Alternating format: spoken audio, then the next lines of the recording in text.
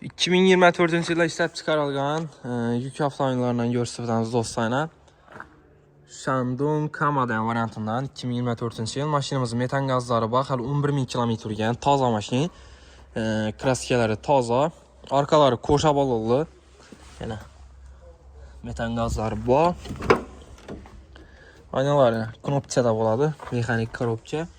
Bundan o'zini monitorlari, pechalari, konditsionerlari hammasi cho'tki ishlatdi.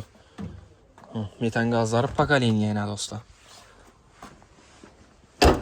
Mashinamizda дополнительный bortlari mana o'rnatilgan ekan. Ruxsati hammasi bor. Ishlari qiziquvchilar bo'lsa, galabayda ko'rib olasizlar. 2024-yilda toza mashina tayyor ena. Metallari hammasi bor. Qo'sha baloqli variantining orqalari 2024-yil tayyor mashina xullas. Hech yerda svorkalangan joyi yo'q. Jalabini haydab ko'rib olasizlar. Bendana benzin bakı 2024 yıl tayyor mashina xullas do'stlar. Mashinamizning bahosi 187 million so'm. Ustida yabana savdolashib olasizlar.